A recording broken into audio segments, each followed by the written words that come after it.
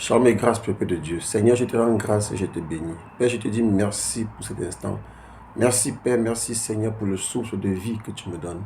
Seigneur, tu es le Dieu des dieux. Seigneur, tu es le roi des rois. Que la gloire et l'adoration te reviennent dans le précieux nom de Jésus. Amen.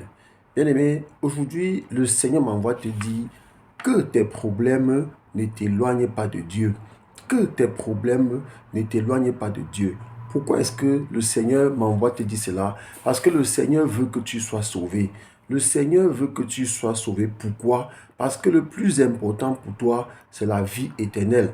Le plus important pour toi, ce n'est pas cette vie. Le plus important pour toi qui a donné ta vie au Seigneur Jésus-Christ, ou bien pour toi qui n'as pas encore donné ta vie à Jésus, toi qui es païen, le plus important, c'est la vie éternelle. Donc, bien aimé, le Seigneur dit que tes problèmes ne t'éloignent pas de Christ, que tes problèmes ne t'éloignent pas de Dieu. Dans la Bible, on a vu l'exemple d'un serviteur de Dieu. Il est nommé Job.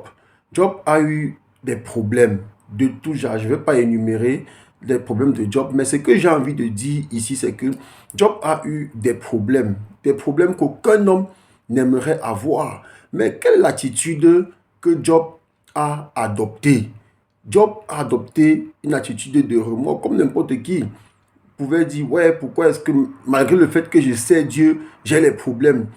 Pourquoi est-ce que malgré que j'ai Dieu dans ma vie, on continue à m'humilier, on continue à m'insulter, je continue à perdre l'argent, mon foyer a les problèmes, tout ça? Oui, Job s'est certainement posé tous ces problèmes parce qu'on sait même que sa femme lui a dit à un moment donné, maudit Dieu.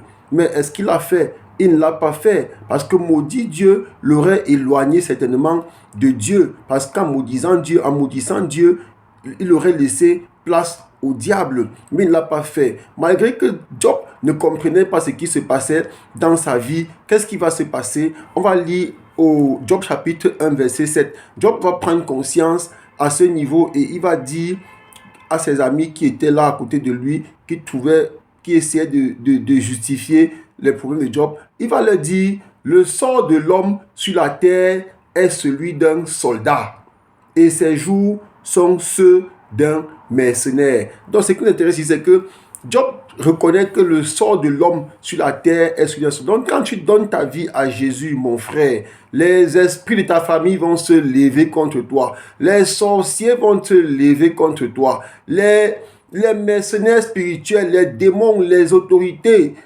les esprits mauvais vont se lever contre toi. Ils vont se lever contre toi. Mais qu'est-ce que tu dois faire? Tu dois rester dans la course en maintenant ta relation avec Dieu. C'est un combat. C'est pour ça que Job a reconnu que le sort de l'homme sur la terre était celui d'un soldat. Donc quand tu as tout perdu, reste toujours attaché en Christ. Ne fais pas comme certains. Comme je disais, pour nous qui faisons par exemple le commerce, on nous fait tomber tous les jours. Mais est-ce que nous allons aller signer avec les loges et les sociétés secrètes parce que nous voulons aussi avoir part à la gloire? Non, on est obligé de rester avec Dieu. Parce que Job a dit, le sort de l'homme sur la terre est celui d'un soldat. Et lorsqu'on est soldat, on n'a pas peur du bruit de l'arme. Lorsqu'on est soldat, on n'a pas peur de la balle. Pourquoi? Parce que le regard est fixé sur l'objectif qui est quoi? La vie éternelle. Nous allons voir on vient de voir l'exemple d'un soldat qui n'a pas abandonné, malgré qu'il ne comprenait pas ce qui se passait autour de lui. Mais on va voir l'exemple d'un soldat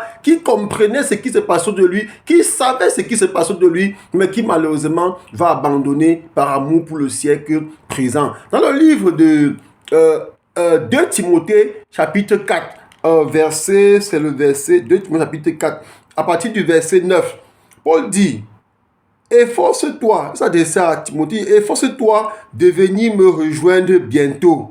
Pourquoi est-ce qu'il lui demande de venir le rejoindre? Parce qu'il se retrouvait seul. Pourquoi est-ce qu'il se retrouvait seul dans le combat? Il dit, car Démas m'a abandonné parce qu'il est trop attaché au monde présent. Donc dans la version de Louis II, que je lis, que nous utilisons souvent, c'est écrit par amour pour le siècle présent. Donc Démas a fui le combat. Démas a abandonné le combat parce qu'il y avait des difficultés. Il a préféré s'attacher au siècle présent. Je prie pour toi, bien-aimé, que malgré les difficultés, malgré les tentations, malgré les tribulations, que tu ne te détournes pas de la réalité, de la vérité qui est le combat. Et le vrai combat, c'est en Christ. Pourquoi c'est en Christ? Parce que nous partons vainqueurs. Nous avons un point d'avance lorsque nous marchons avec le Seigneur Jésus. Et pour finir, qu'est-ce que Paul va dire au verset 7? J'ai combattu le bon combat. Je suis allé jusqu'au bout de la course. Donc je prie pour toi qui vis des tribulations, que tu combattes aussi le bon combat à l'image de l'apôtre Paul. Je te dis merci Seigneur parce que tu édifies quelqu'un aujourd'hui. Que la gloire et l'adoration te reviennent dans le précieux nom de Jésus. Amen.